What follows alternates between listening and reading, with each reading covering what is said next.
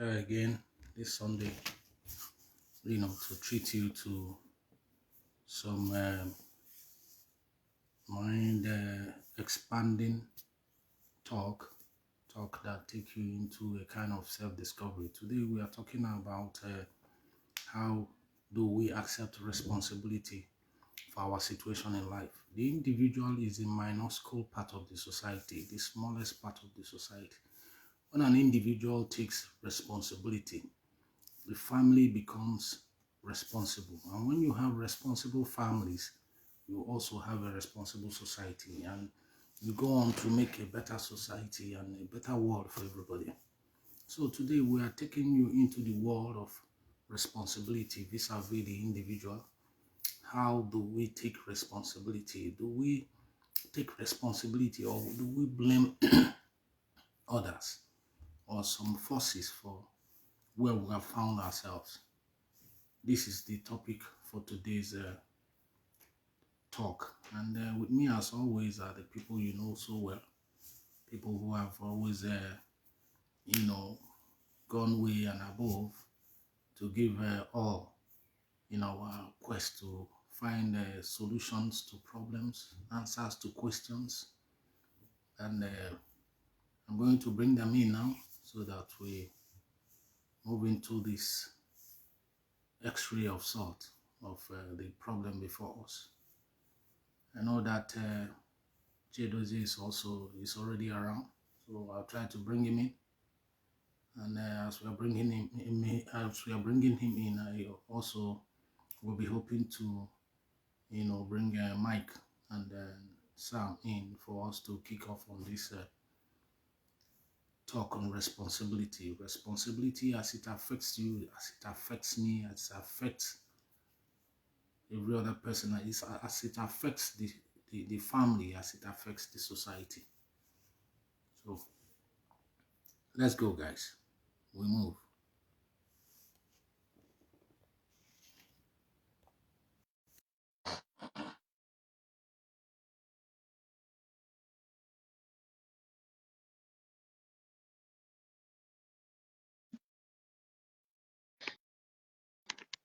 Hello, Chedo. Hello, guys. Good evening. Good evening. Yeah, how are you doing? Nice to be around you today. Yeah, it's good to have you on. And we are ready so busy, but we can. Yeah. Hello, Mike. Yes, gentlemen. Yeah, you're welcome. Chidozie, what's up, brother? You're looking very bright and orange, sharp. Yes, nice one, Mike. Good to see you again. You ready? You got the fire, you wearing the fire already, huh? All No, I right. haven't tried anything, but I'm always ready to give out something, because when we're doing all these things, we're influencing the society positively without even knowing. Yeah. We're also learning. We're also learning. We're learning. We're learning a lot, yeah. Yeah. So, Asundo, how you doing, bro? Yeah, I'm good. And you, Mike? I'm okay, man. Thank you. Yeah, It's good to have you on. And I hope we are going to, do duel, not like we are doing duel with, a kind of word duel. Yeah. With a mind to expand on knowledge and, that's it. Narrow the boundaries of ignorance. I think that's the essential reason why we come here every Sunday. Yes. And it's good to have you guys on. I'm trying to bring Sam in, but I don't know. I don't know where he is at the moment. Yeah, just try one more time. You're gonna get it. Yeah, he's watching, but I don't know if he's watching to be what is watching, because I'm trying to bring him in. Hello, Sam. If you can hear me, send an invite. So while we're waiting for Sam to come on, I think we just have to, start off so that we are not caught up by time. Yeah. Hello, Sam. Sam, you're welcome. Hello, Sam. The team. Are you there? Yes, I'm there. Yeah, okay. It's good to have you on board. Yes, I'm just running up and down with this young man. I know let you have a bundle in your hands. me see him, Sam. Yeah. Let me see, Which one? let me see him. No, I meant the big man. The other man is upstairs sleeping. Okay. Oh, okay. Yeah.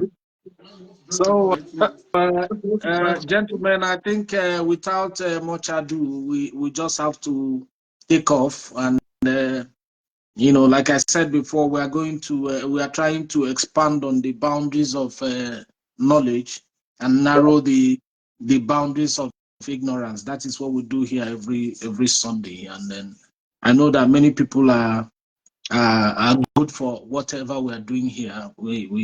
We try to, not personalize anything. We just try to say it the way it is, and people are, the feedback has been very, very encouraging, and that is why we continue to come here every Sunday. So, Mike, I would want to take off with you. Our topic, like you know, is how do we accept responsibility for our situation in life? Yeah. Like I want to ask you, what do you mean by taking responsibility? What do you mean? The operational word is responsibility. Yeah. What do you mean when you say somebody is taking responsibility? Yeah. So, I mean, obviously, it's a very big topic, and Yeah. and it can be taken in a lot of different ways. Yeah. And I don't want the interpretation of it to sound callous or sound like blame Yeah. or any, but responsibility for me has a very big undertone of acceptance. So where you are aware, okay, you're self-aware, you're aware of yourself, you're aware of the situation, and you also accept where you are, you see it for what it is, okay? And the responsibility part is sort of like asking yourself a question like, um, you know, how has my choices, how have my choices and my actions allowed me to be in this situation? And I mean, for example, and there are many, many ways to challenge this statement. I mean, it's so easy to challenge it. For example, you could be on a plane flying somewhere, and then the plane crashes, and I'm not trying to say it's your responsibility for the plane crashing, that you're responsible for it. However, the situation you find yourself in, if the plane were to crash and you were a survivor, you would have to take a responsibility for that situation, that environment, yourself within that environment, and how you're going to perform in the best way possible in that environment that you have found yourself, right?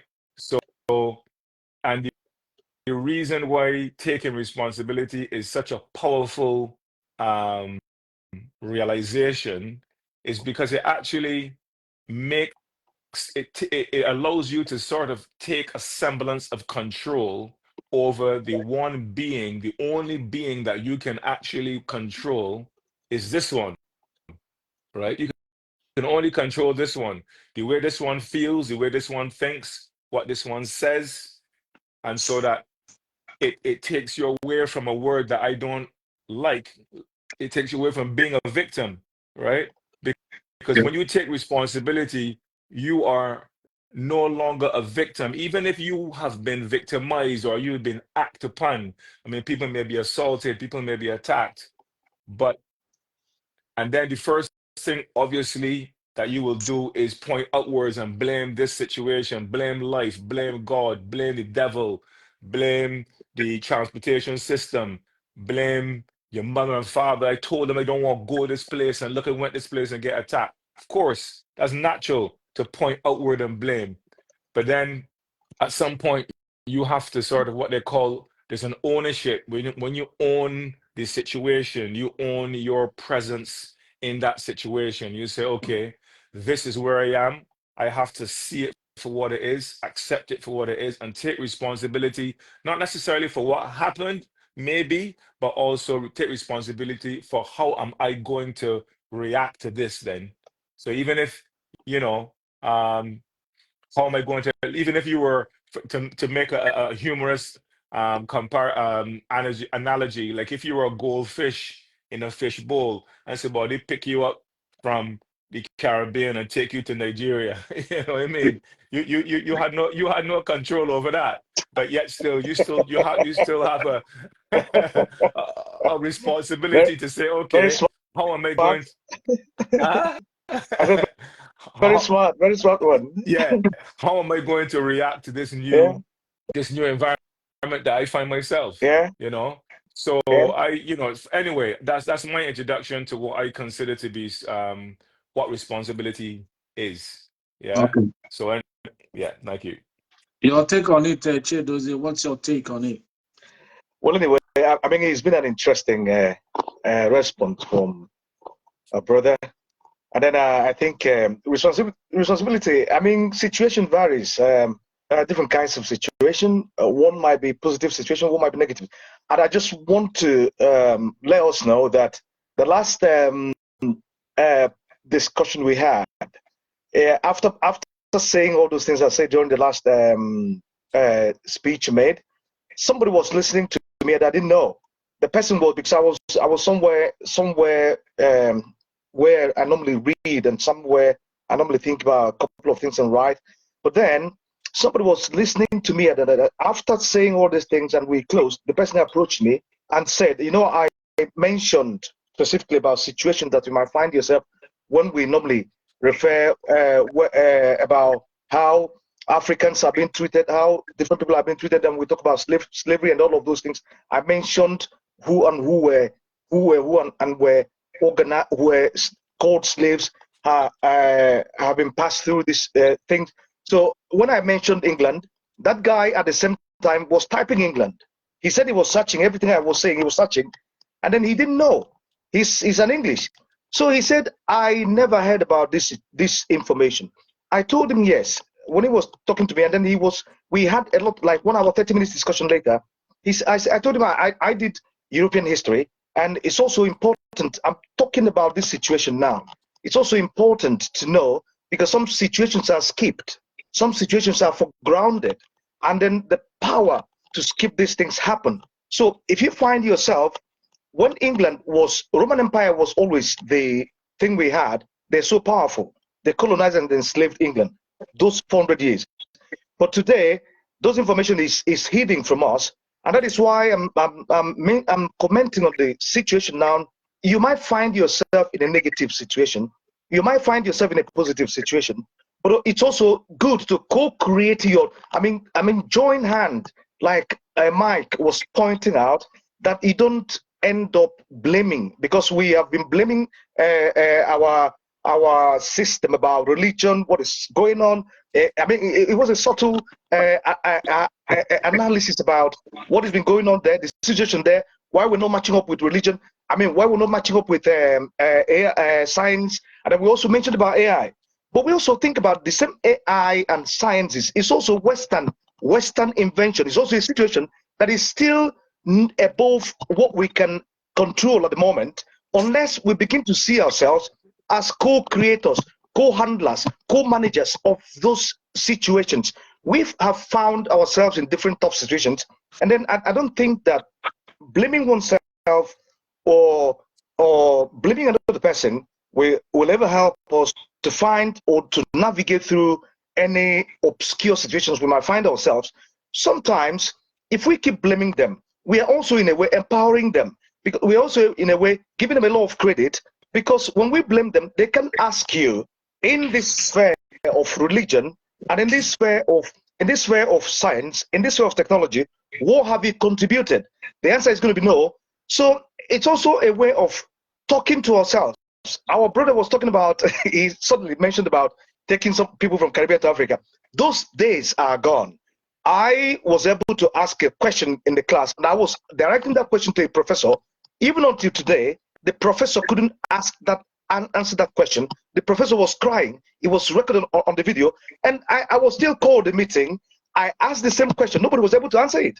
Because I was telling them that when Thomas Mbeki came to this university to study, Thomas Mbeki staged a walk because he found himself in a bad situation, but he staged a walk. I came in and said, no, we don't need to walk.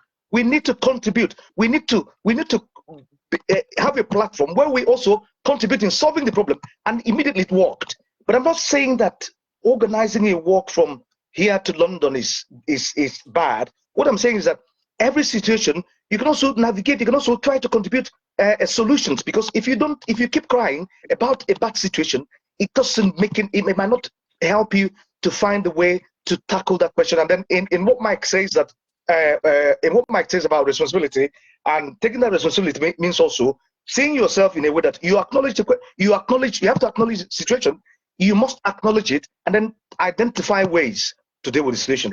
Thank you so much. Thank you very much. Sam, what is your intro on this?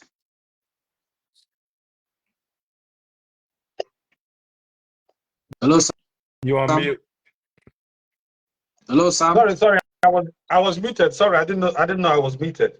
Yeah, what's your take on this? What's your intro on this topic? How do we accept responsibility for our situation in life? What's your intro? I think our big masquerade, Mike is done, and then Oman Besala. I think they have done due diligence to the topic already. I'm just here nodding heads with what I can hear what they're saying. They have actually done. I don't think I have a lot more to add, anyways. But one thing I was going to add is that we are not a product of our circumstances. We are not. Just adding to what Mike said, we are not a product of the circumstance what happens to us.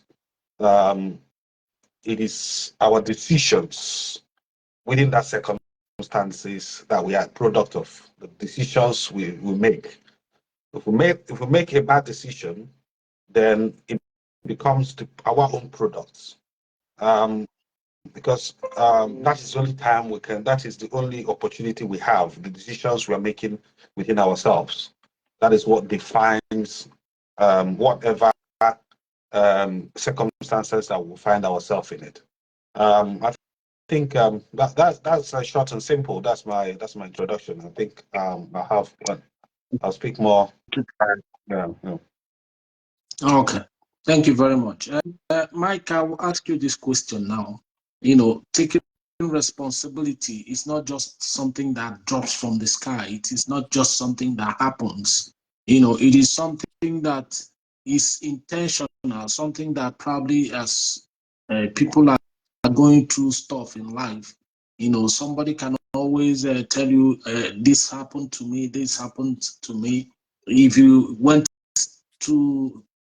attacked it this way, you'll be able to get to the place I am at the moment. So do you think that parents and critical orders could play a role in allowing children to grow with a sense of personal responsibility? What roles do you think parents and critical orders play, and because of that? Because responsibility does not just drop. Yeah, no, I mean, I think the whole aspect of responsibility is it speaks towards a certain level of maturity and a certain level of strategic thinking.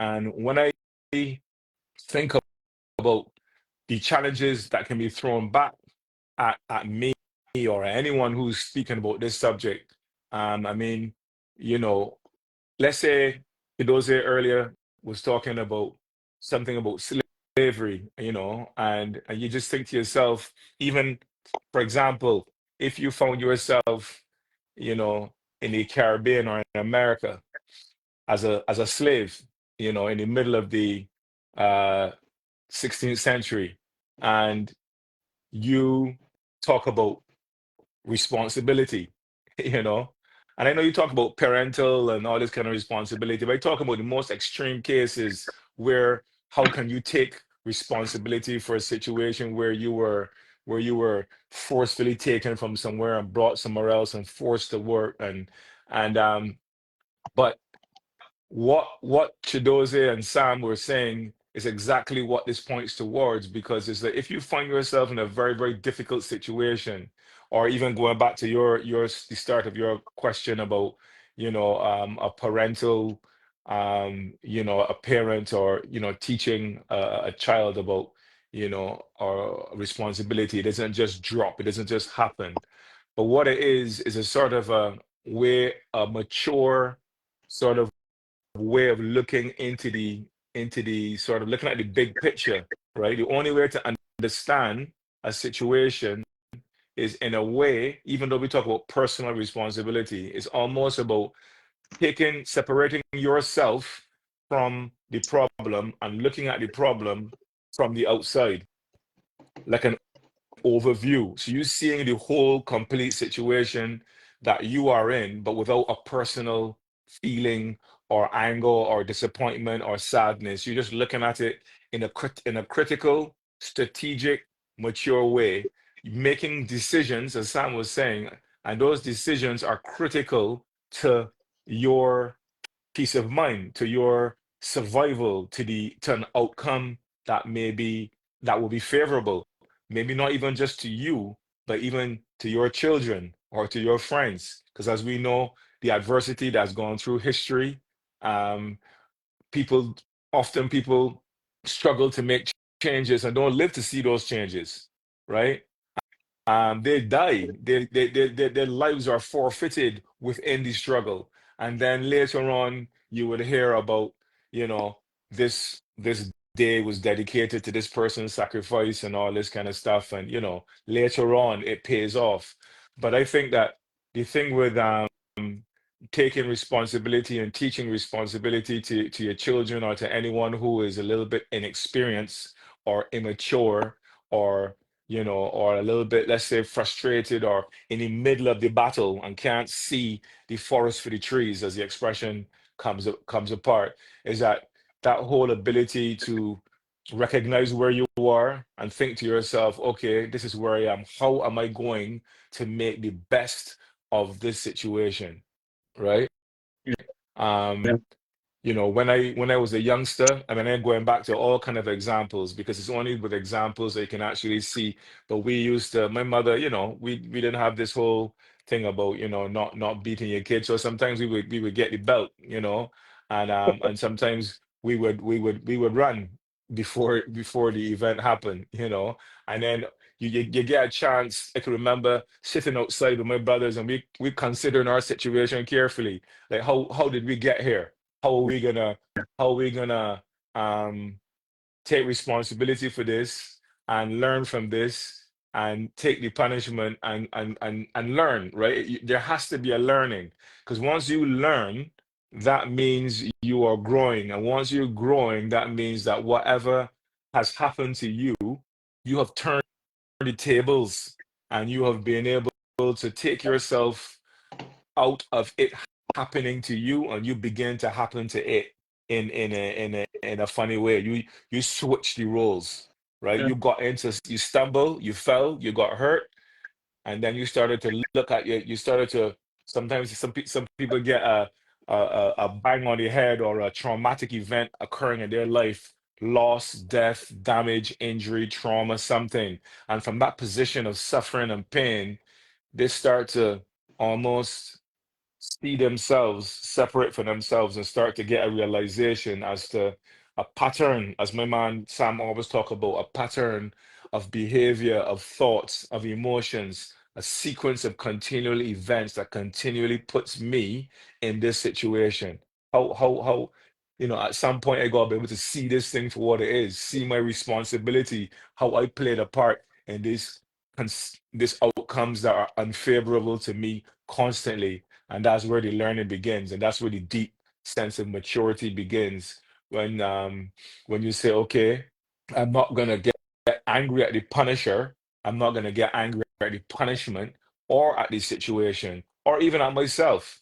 I just gonna actually see it for what it really is and understand kind of like why these things are happening, or how best I gonna handle it to make the outcome positive and with a growth and from it. Okay. Anyway, Thank you very much. can I add something? Okay. Yeah, I think Mike has made a wonderful point, but if we look at the parental guidance and then the way they normally try to give us responsibility over issues, I think we can also see it from the perspective that it differs from one context to the other. Because some parents are more stringent and more strict than the other parents. And even as we have these baggages with us from our different backgrounds, when we come to the Western world, you will still see yourself, those background where you've grown up, where the parents were constantly correcting you and trying to give you some sort of different responsibilities. But then what they normally teach us, depending on the information they have, and some of them can be honest, some of them might not be honest, can go a long way in shaping us. Because giving a child autonomy, for example, it's not something you just have a child and then you give the child autonomy without some form of guidance and there's some form of good way of educating the child to be nice. And honestly, I never know that parents could have this amazing influence on their children until I got a daughter. And to be fair, I started that 2 years to tell my daughter something, but now those things I was telling her every year has honestly matured into something that could be seen as unbelievable. Coming to that, it is also nice to give a child a clear and concise instructions that will not overwhelm them, and then focus on training the child not to be inundated with propaganda and all sorts of information, because there's nothing like that works negative like brainwashing somebody with propaganda. And just similar to what our brother Mike was pointing out, if you separate yourself from a particular situation, Sam has also mentioned about decision, which is also fantastic. If you separate yourself from a particular situation, you can see how those people feel. I've continuously mentioned that even America, in the aspect of the things, we don't need to be hiding anything. We need to be discussing things to be able to change that thing. Apart from taking responsibilities for a particular situation, we also need to be discussing it. Because if you don't know about a situation, if you don't know about a situation you are in, how can you make a change? Because Africa, that is one of the reasons why we have always blamed people who are innocent. They tell you they come to colonize. Okay, even Japan, brothers, like I said before, even Japan was nuked in Second World War. They never went back to start crying and blaming and saying that the Westerners nuked them and they can't do anything. No. So the kind of responsibility their parents give to them is a kind of responsibility that you can face challenges when it comes to you. Not like if you find yourself in a difficult challenge or difficult situation, you don't have to take responsibility. You have to be crying and looking for who to blame. So Japanese rose to the situation. They rose up and then they made a change. And then America was colonized and also enslaved by the United Kingdom, by the UK, and also America rose to the challenge. And then they are the world leaders today. But Africa keeps complaining about slave trade, about slavery, about this, about that.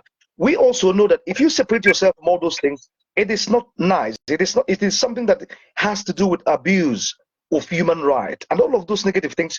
But that doesn't mean that you have to sit down in one place and be saying that, okay, this thing happened. But how can we make a change?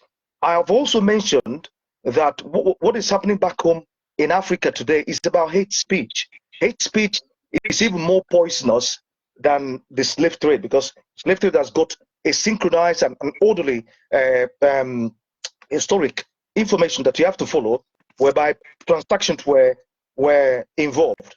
But the people that went to America, this set of Africans that went to America, I mean, went to the UK in the 1940s, in the 1950s, in the 1930s, in the 1960s, they failed the current generation woefully. They came back with a different sense of ideology, different way of thinking, and different way of approach. And the damages they did to that kind of situation people are facing is still telling on the generation today. So how can we take responsibility about this situation? We have to rise up to be able to unite, to be able to see that this situation is there, and as long as we are talking and without taking any action, we can never make any progress to change it. We need to stand up and say the kind of leadership we have is also the kind of situation we're finding ourselves in, which is a toxic one. We can stand up and say we need to change this leadership. In every country, it takes one vote to change every leadership. But also, we do understand that there are interferences.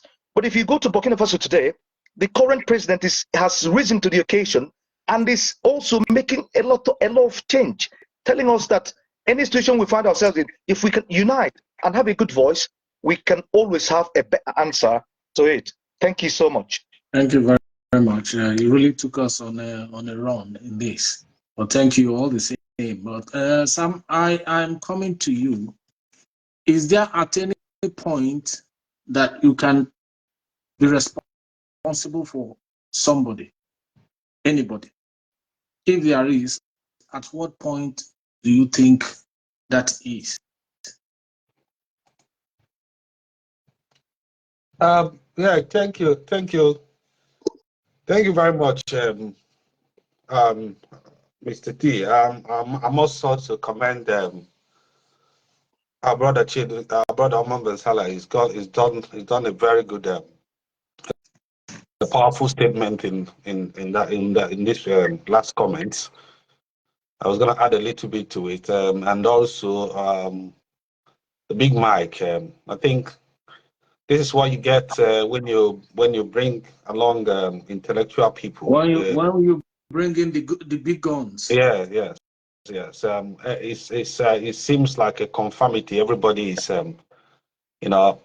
accepting whatever every other person is saying. Well done, guys. Well, to answer your question, I think I will slightly, walk through what our brother Oman Ben Salah said. I think that I'll find a pattern from what he said to answer the question. I've been having conversations and with a few friends about this concept of who is I, who is me, and who is me can be defined in different ways. I'm trying to explain this concept. Taking responsibility of myself can also be defined in several ways. Myself could be myself. Myself could be my community. Myself could be my country. Myself could be my ethnicity. It all depends on the context that you want to define yourself. If I was going to take responsibility of my feeding and my clothing and my protection, if I will make the same reference that I am responsible for the protection of my community, for the protection of my city, for the protection of my country, and also for the protection of my ethnicity, that community becomes me, that country as in general becomes me. I become responsibility, and I think this is what is lacking in where we're coming from, that we don't center this responsibility. We don't actually explain this responsibility properly, that people understand that if things are not going right in my community, it is my responsibility to fix it, because otherwise everybody will just be thinking it's somebody else's responsibility. I don't want to talk too much, but the sense of responsibility is only defined in the context where you are looking at it from. There is a certain way that taking responsibility of yourself alone becomes even, it becomes a weapon. If you're just taking responsibility of yourself, it becomes what they call selfish. It becomes selfish, that it actually goes against being taking responsibility as well. Like, people only take responsibility of themselves. They feel like, oh, if it doesn't happen to me personally, then it's not me. It's not up to me. Somebody else has to deal with it. So I think if that's answer your questions, Yeah. somebody else. Yeah. It's you are talking to us, and I believe our audience are making some stuff out of what you're saying. Not just me personally, but I'm gleaning some stuff from what you're saying. I am feeding from the wisdom you're dropping. So I'm listening, and if there's any cause for me to, if there's any confusion, I'll still seek for elucidation on that. But at the moment, you're on track. I'm getting some valuable stuff from you. Hello. Nice Yeah, I one. can. Yeah, nice one. I think where Somebody just left. Mike, are you there? no, I can't see myself. Can you hear me? I can Yeah, I hear hear you. you. I can hear you. Yeah. Can anybody see me? No, I'm not seeing you. But We cannot see each other. yeah. No, I'm not even seeing normally before I see myself, but this time I'm not. But I just want to mention something which is practically important. Because the question was, at what point can you take responsibility of somebody? Yes, I think that even as our brother has said, as our brother Sam has mentioned, I mean it's excellent. But also, even we have this with the issue of religion and law, and what the society can do now comes in here, because even the some religions, they empowered even the parents to take care of the children, so to provide for them and help them and guide their autonomy, and then help them to grow so that they can grow in the fear and wisdom of God. Some religions empowered parents to do so, but also the society, through their different laws, especially those that are practicing common laws. Also, there's what we call duty of care. In that duty of care, even doctors, even teachers, even uh, um, some other professions are also responsible. Some of them are responsible for their clients, some particular things, not all of them. But there are some certain responsibility you can also take to help some people. Like, there are certain things that you cannot do you're not allowed as a doctor to do to a patient. And there are certain things you're not allowed as a lawyer to do to your client. In that sphere of duty of care, there are certain responsibilities you can also give to other people, and then that's also allowed by law. And then if we enter into the broader perspective of religion also empowers even the religious leaders to be responsible for their congregation too. And that's also where we can see it from the point of view that what the religious leaders are bringing into the table is also something that can help shape the ethical values and the moral values of their congregations. Thank you. Thank you very much. Mike, you stepped out, and I was thinking we lost you, but I want to ask you this question, Mike. Yeah. Probably it could be connected to what you just said now. In some societies, it's always societal influence and pressure have a way of making people, to dock responsibility. What forces or what factors could you adduce as reasons for this? The unwillingness of individuals to take responsibility because of societal influence. Yeah, I mean, what Sam and Chidoze started to talk about influence, but your great question is what we talk about, what I see as a greater responsibility. Because I guess, when I was speaking about initially when these subjects first rolled in, I was talking about I was referring to, and I think some of us were referring to a personal responsibility, to the situations we find ourselves in. And then we're talking about parental responsibility. Now we're talking about a greater responsibility now. Ethical responsibility is what Chidoze was referring to with lawyers and doctors and, religion and religious leaders and whatnot.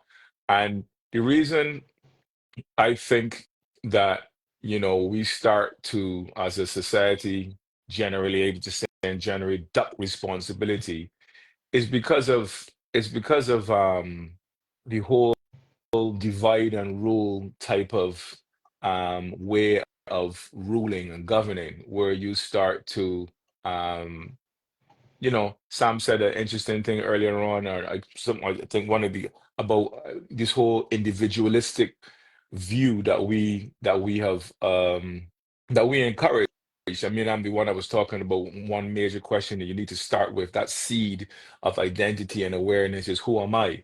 Yeah. Um, but then when, even though this is like for me the basis and of my sort of realization and my awareness that goes beyond who I am, there's not supposed to be the who am I question, and the personal responsibility is not supposed to be a selfish thing, right? And that's the interesting. It's not about selfishness. It's actually about a level of maturity. Because if you start to see patterns of behavior, those patterns is not just down to your patterns. It's down to society's patterns, your parents' patterns, teachers, religious influences, even historical patterns. As Chidoze was brilliantly bringing back references to America and the Roman Empire, and looking at all of those patterns that have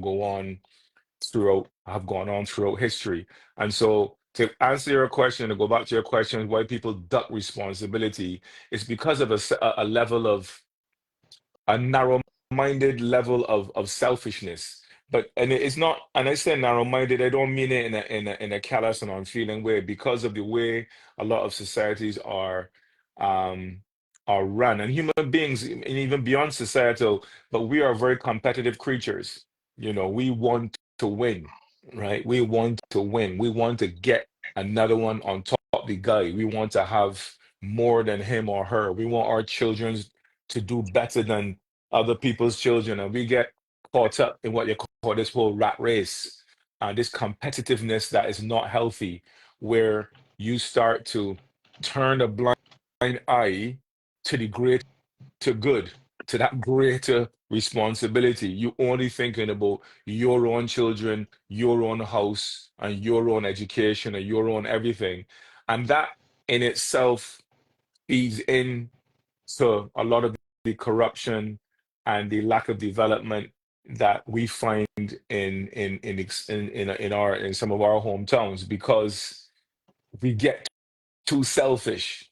I mean, Chidoze was saying something about these gentlemen that went to America and all these places, and they learn and they study and they get education, and they come back and they haven't brought back anything that is actually for the good of the country or of the people. It's only for the good of them, their selves, and their small group, because they don't have a real true sense of responsibility. What they have is a sense of competitiveness, where I am the leader and I'm up here and you are down here, and the best you could do is listen to me, and the next thing you could do is pay your taxes and stay in your lane. Stay in your lane. Don't come out of your lane. Stay in your lane. Right?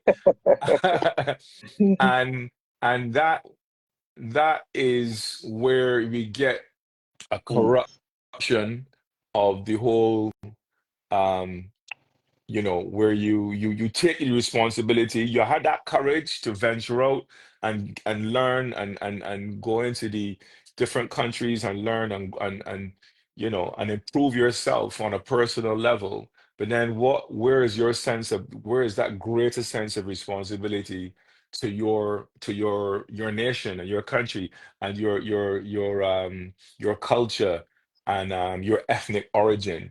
It's not an individualistic sort of um, initially in your growth process, we all grew from kids. We had to learn as we grew up, as we grow and grow and grow and get that sense of maturity and openness. Then we see the truth, and the truth is that we are not individuals and we are not conquerors of people. We are supposed to, show that sense of responsibility and open up people for learning rather than and keeping them in their lanes. So yeah, anyway, that's my thank you. Okay, thank you very much. Pechedozi, I want to ask you now. Yeah. People have different opinions. Yeah. Over stuff, over situations in life. Yeah. Now, some may take responsibility for whatever happens around them. Others may not want to even come near what is happening. Yeah. Okay. How does personal responsibility impact our relationship with others in the society? Well, anyway, that's an interesting question because I always glean from what our brothers say. Mike mentioned a couple of lines that are very interesting, very, very interesting, and our taking responsibility could affect individually or society at large in both negative or positive way. I cited an example of a couple of countries that have made the difference.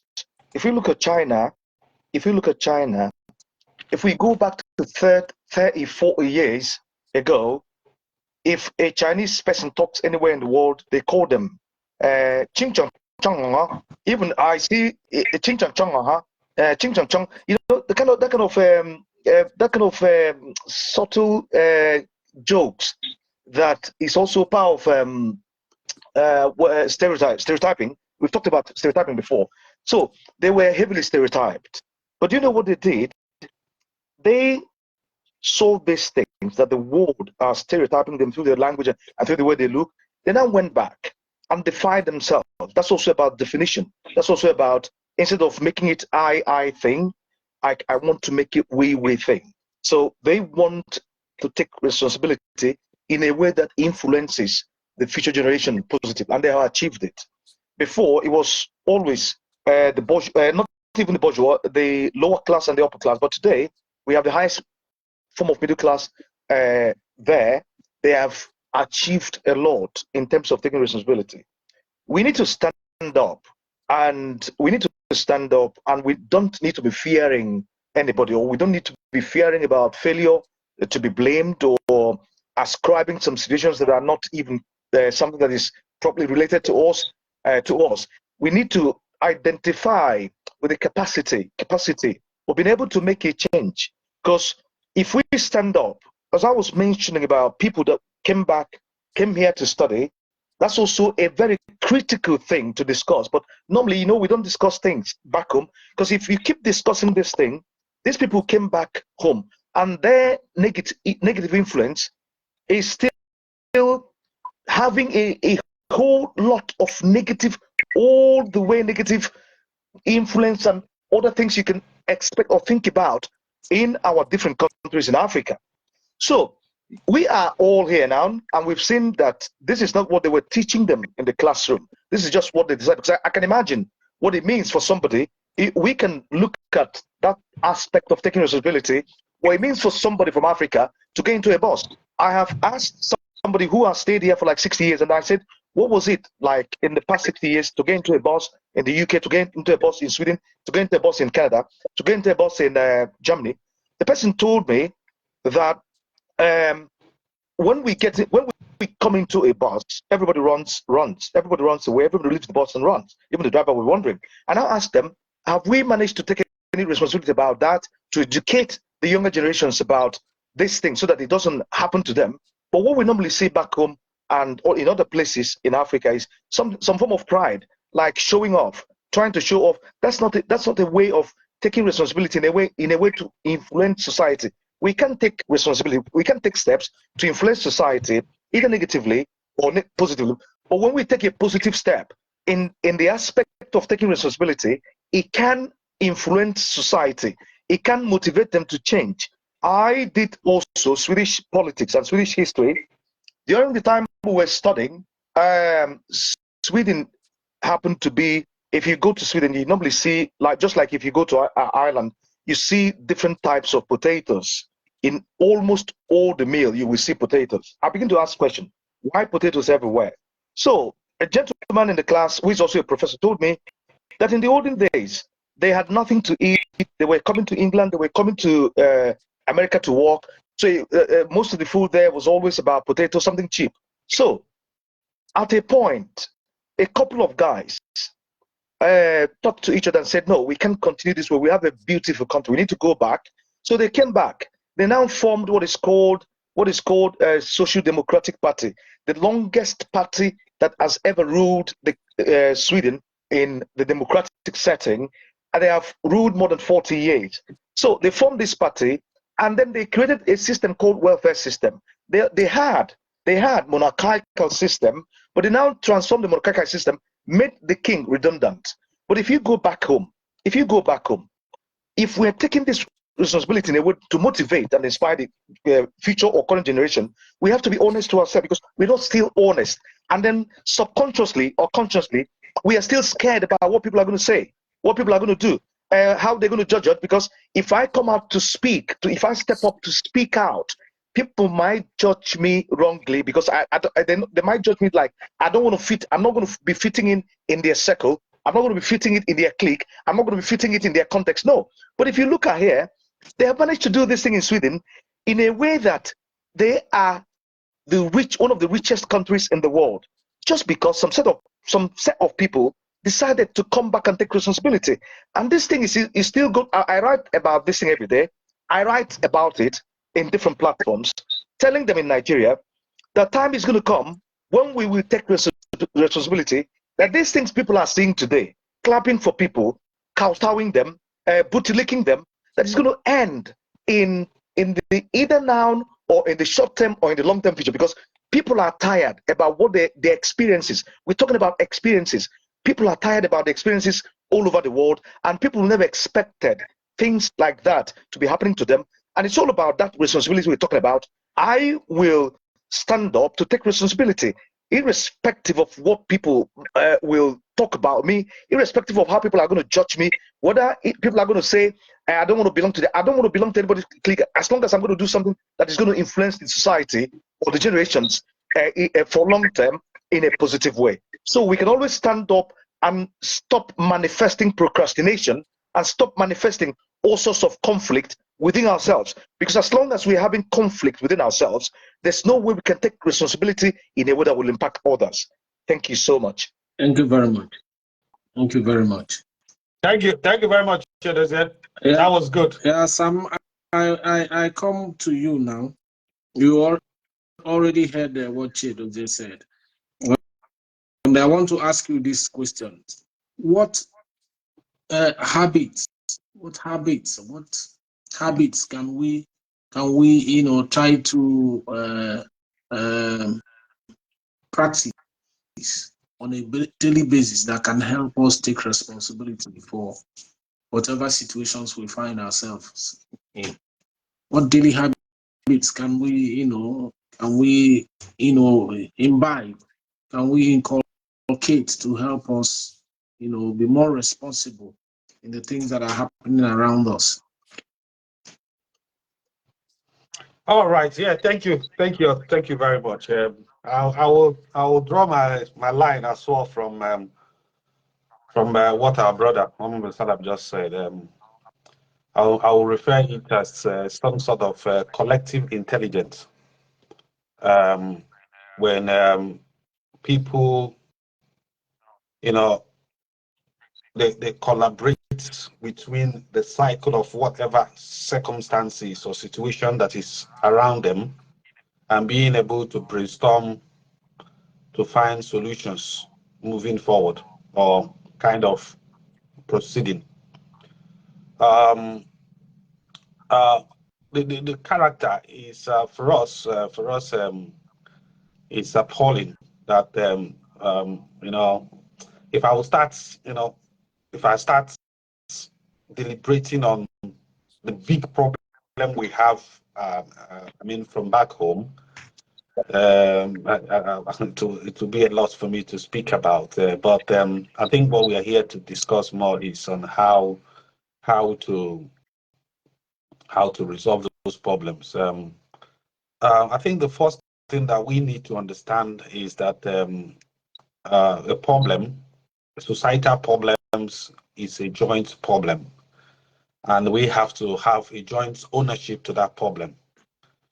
We have to all accept that that is a problem, actually, and being able to define those problems collectively, understanding that we share this space together, that regardless of how good or how strong you are as an individual, you can only be less powerful when meeting other people that are joined together or that are collaborating or working together. I think the most important point here is I think that is what we have. You will see Africans sitting down discussing about how the politicians, how they have ripped off the society and how they have exploited the society and how they have done this and done that. But what you haven't actually seen the Africans doing is collaborative problem solving, being able to sit down in the same setting and decide on how to resolve those problems and how to stop them politicians from ripping them off.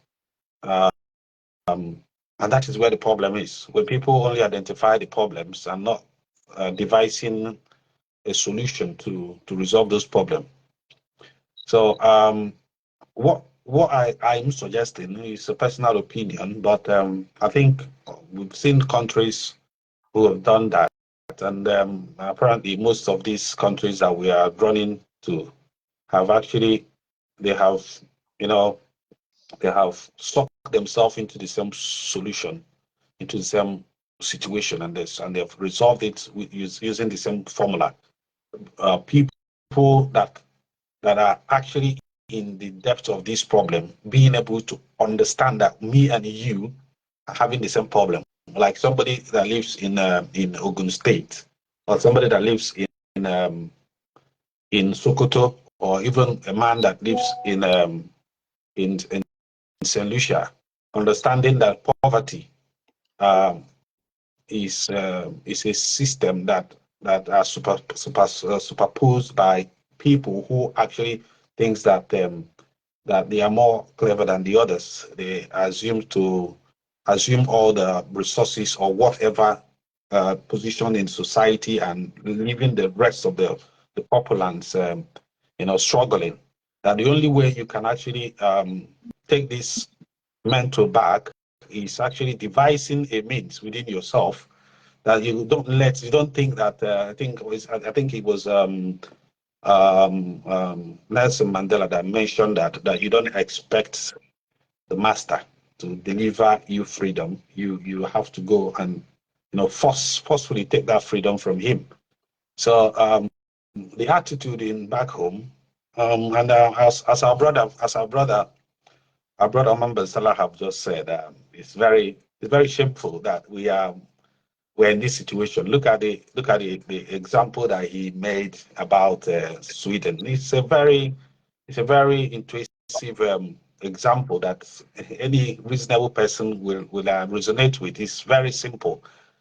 People come to the UK, and what we're looking at is the luxury cars and how to have the English accent and all of that, just like myself, and then come back home to show off to people who live even those who are even being more productive than ourselves. Some come back home, somebody that is a cleaner in America or in the UK, or a cleaner. I'm not, there's nothing wrong being a cleaner. That's not what I'm trying to say. You will go all the way to Nigeria and you're showing off for somebody who is an engineer, who is a doctor, who is a professional doing a more productive thing back home, just because you come from a different country.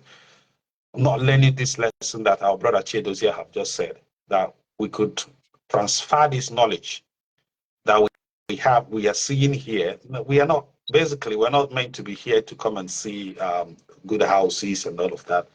The major thing that we are meant to come over to the UK or to any civilized country or developed country is to understand the system that they put in place that help them to develop their society to the standard it is today, not to, take the fringy side of it and then just use it for our flamboyant misbehaviors or something like that. So I think the most important thing here is having the right conversation. That is one thing. Having the right conversation, being able to open up yourself to understand that these problems, and this is where I always have my frows with religion, because religion makes people believe with their I don't know the right words to use, to assume that there's some sort of problem solver somewhere that is going to solve this problem, and it impacts in the majority of their followers that's concept of individualism, that they feel like if me and my brother is having a problem, if we have a problem of bad road, that once I'm exempted from it, that once God is happy with me, then I'm exempted from that problem. If there is lack in the country or in the land, that once I am more spiritual than the other person, that I'm going to be exempted from this situation. And this is why people tends to individualize situation that is collective, that everybody's facing the same problem, everybody's facing the same situation. But some people make you look like once you are a member of my church or once you do this certain protocol, religious protocols, that you are now exempted, and you know, and denying this sense of responsibility. I think that is part of what I was going to say. I say there was always two things that comes with this concept of religionism or something. I'll tell me religionism in our community. One is that it takes us away from learning patterns of situations that happens to us. The second one is it denies us the opportunity to take the full responsibilities of things that happens in our community, and that is even the bigger one, because once people are not willing to take responsibilities, if people are not willing to understand that you are responsible for whatever is happening, if the country is bad, it's not just the responsibilities of the people in charge. It's not it's not only the responsibilities of the government. It is the responsibility of everybody who is impacted in that problem. And the only way people can actually solve those problems is when they have to sit back and start asking why. Why did I? Why wouldn't I receive monthly earning or monthly income if I'm not working? Just like somebody who lives in America, somebody who lives in the UK. Why wouldn't I have a good road? Why wouldn't I have running water? Why wouldn't I have electricity in my home? Things that are common to people, people as low as Singapore. And if we cannot begin to ask these questions and being able to collaborate these questions together, because these questions needs to be natural to us. It needs to be something that is no longer is something that is natural, that we can identify these things like a nature to us. If we are not seeing it, if we still see that there's some sort of artificial concept that is going to defy this problem, then there's no way to happen. It has to be natural. You have to feel like my finger or my head or my nose, that this is part of a situation that I am in. Like just like every other thing, like if you need to go to toilet, you need to go to toilet. There's absolutely nothing that will make you not to go to toilet. The only thing that will leave you not going to toilet is for you to may collapse or something like that. If we start identifying these things as things that are natural to us, that we need to fix our society, we need to fix our community, then that is the only way it can happen. If we're just going to sit down and wait that the politicians are going to one day and then end up, and then, sorry, I don't know if I'm taking too much. You can just 1 minute. Yeah. And then the same politicians that we're criticizing, it's actually one of us that doesn't want to take responsibility. It's just one of us that was fortunate enough to be elected among us. Understand? It's the same man that want to come to the UK to find best cars in the UK to export it to Nigeria to show off. That is the same man that ends up being the local government chairman or becoming the governor. And you can see that from the reflections of how we criticize them in the morning, criticize them at night and then praise them in the morning, because this is habitual to us. This is us. This is a reflection of ourselves. None of us want to take responsibility. None of us, we either allocate this responsibility to some supernatural God or some miracle somewhere or some, and this is the point I have always tried to make. I'm not in any way trying to, antagonize people from their religious belief or antagonize people from their ways of thinking, but we need to find a pattern. We need to find a way to collaborate these things together in order for it to benefit not just for us, but for our children unborn. So I think I'll leave it there, and then somebody else. Thank you. Yeah, thank you very much. Just a follow up, an interesting follow up, because it's been an interesting word from our brother. Just to add, I think that I was writing a couple of points down because that's what interests me a lot. I make a contribution to one of the PMs here in the southeast of England. I'm in their platform and I write almost every day. They send a lot of things to talk about. We talk about it. Why am I saying this thing? I think it's also nice just to start from the end point of our brother Samuel. It's the way we demonize politics also. I think we demonize politics back home in such a way that people tend to see politics as evil. I've always kind of understood our brother's point of view, but the problem I am having is the perception of the people we are talking to, and then that is why I always try to bring in other forms of understanding that they can also see when they watch this discussion. The bottom line is, what kind of the problem in religion is just the interpretation, especially the Christian religion. That's the major problem. Even among the Christian religions, they discriminate against themselves. Somebody from Catholic or somebody from Pentecostal might tell you that you're not repented. You're not repented yet. Look at that, brothers. That you're not repented yet, and therefore you're not qualified to marry somebody from a Pentecostal church because you're not repentant. This person is going to be from Anglican or Catholic and all that. And then again, what amuses me is that somebody will move from one denomination to the other inside the same Christian religion, and then will still be baptized.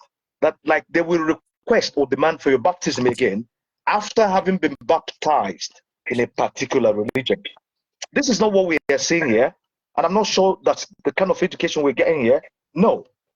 Collaborative problem solving, just like I mentioned about what Swedish people did, is not only vital, but vitally important. Because if you demonize politics, who are the people that are making these policies that have influenced us, that affect us? Look at how Kemi Badenoch and Kai Stama, I write a lot about them too.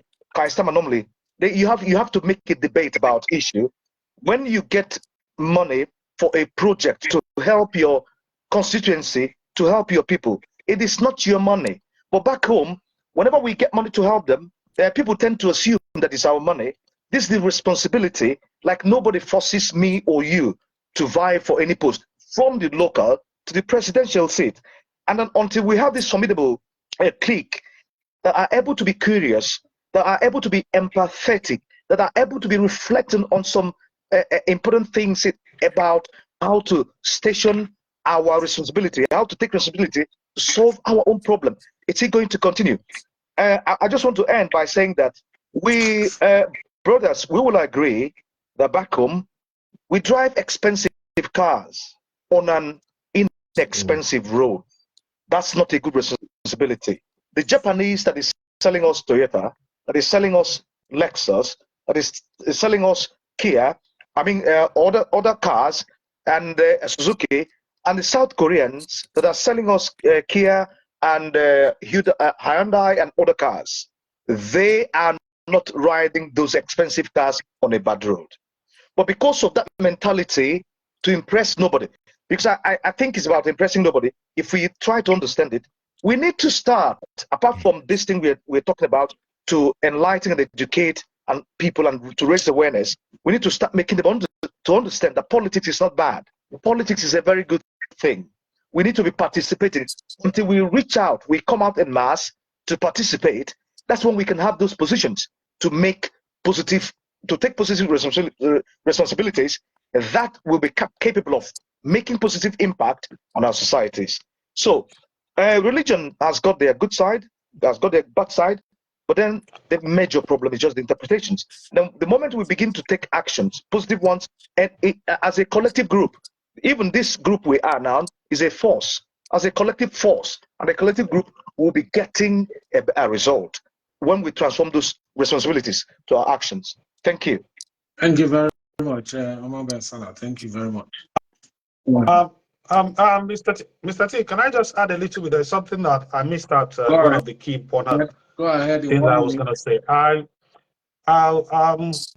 was doing a research, and literally countries around the world, and one thing that I've noticed, a certain pattern that I've noticed within this context is that if you see a society that is not progressing, it means the evil men in that society have been contributing more. They have made more sacrifices to uphold their evil in that society. And if you see a society that is moving forward, it means that the good people in that society have invested more. They have laid down their lives. They have made sacrifices. And a key point I was going to make is that to uphold anything, whether evil or good, people has to take responsibilities. Yep. The bigger the responsibility that people takes, the better the situation.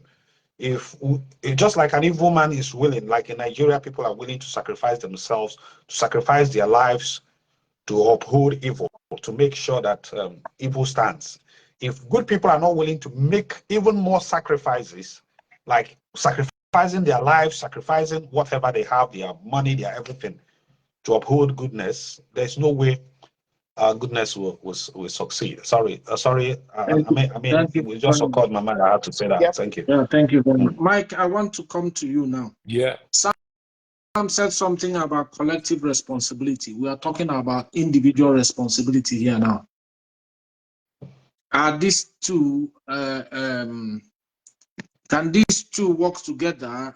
How can they work together? Individual responsibility, which can sometimes be interpreted as selfishness, and collective responsibility, which tends to, take a much bigger picture.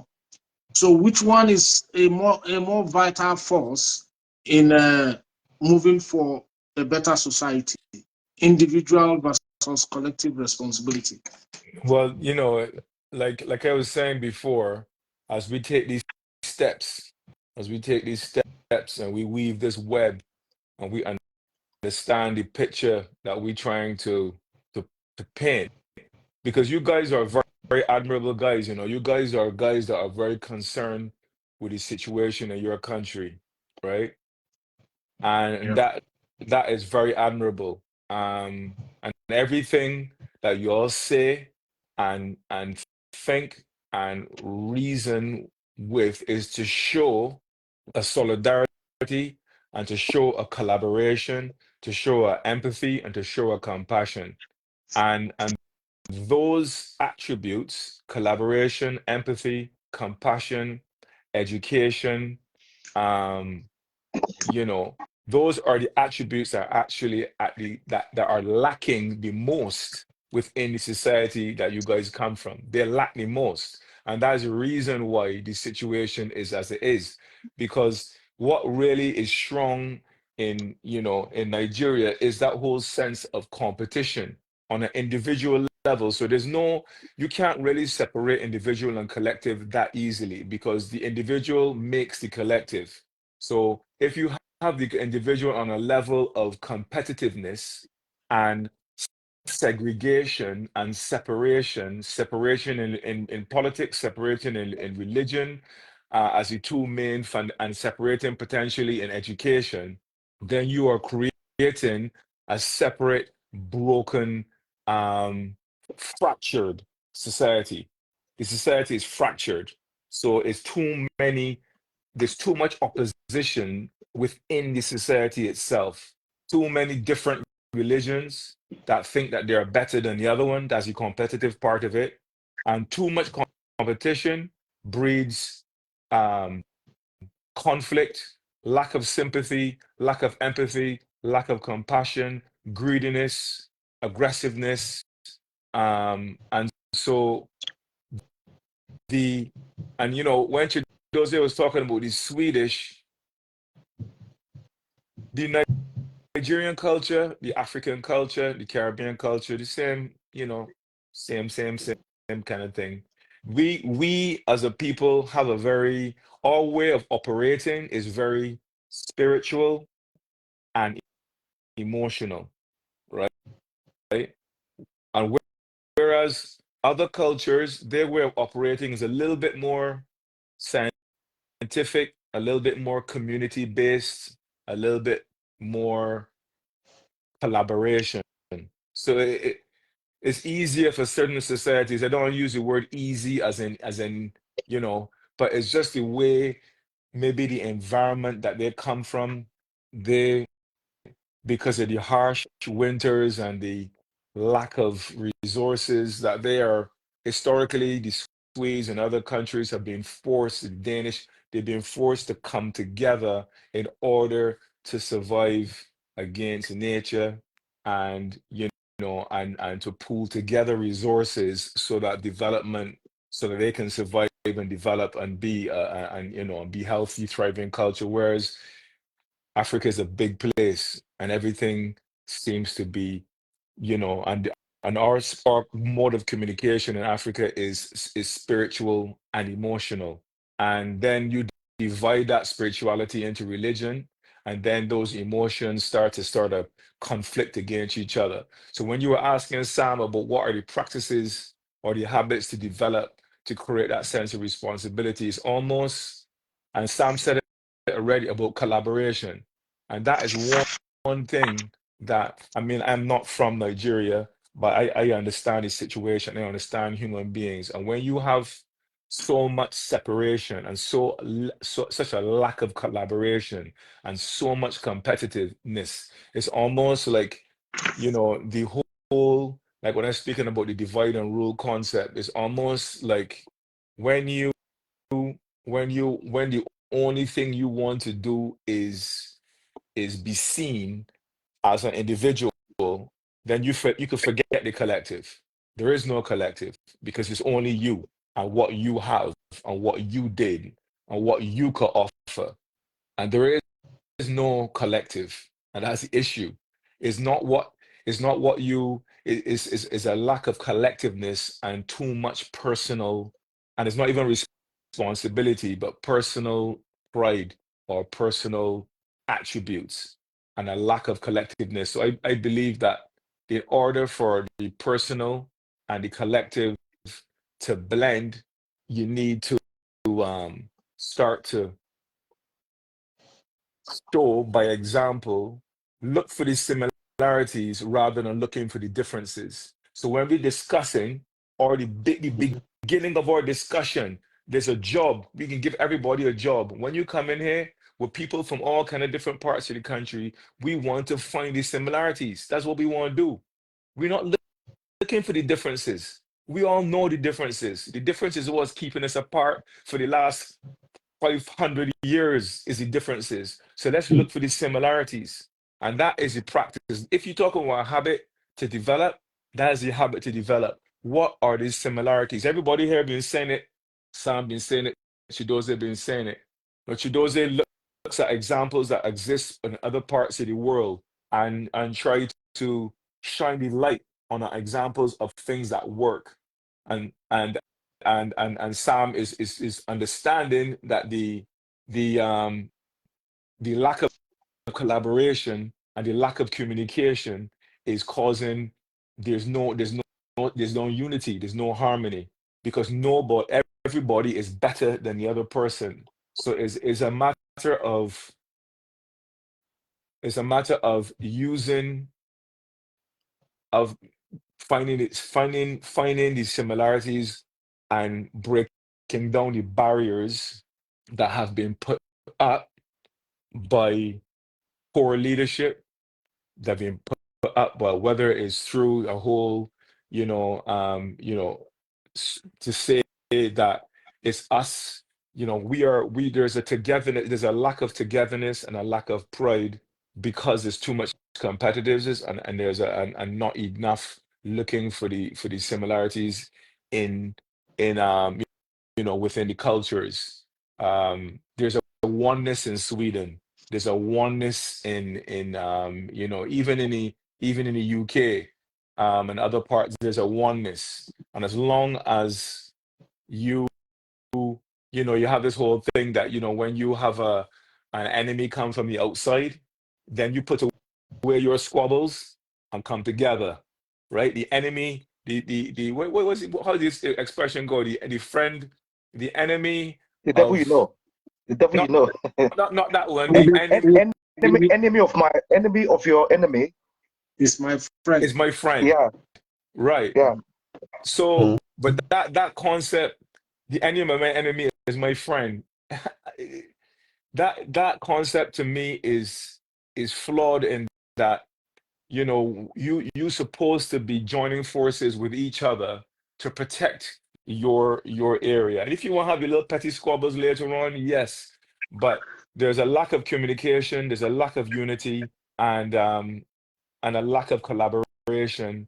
And the only way to overcome that is by example, by getting together, creating an NGO, creating an organization where you pull people from other aspects geographically and culturally of the country and show by visual example how you can put aside all of the pettiness. And if religion and spirituality is the platform within which Nigerians, for example, maybe like to communicate, you could use that as a platform to communicate. If that is the language of the common man, then use that platform to communicate. Or if it's agriculture or farmers or whatever, but it has to be some mode of communication that everybody can relate to and everybody can understand. And then obviously you're gonna have to walk your talk. You can't just talk, you gotta be able to walk it. So anyway, yeah, that's okay. I just want to thank you and also thank Sam for the for your words so far. As I also want to pinpoint that our society needs both individual responsibility and collective responsibility. But individual responsibility is like the smaller picture, whereas the collective responsibility is like the larger picture. You have to think outside the box to be able to recognize what the collective responsibility how it can change a society and what it can do to a society to progress.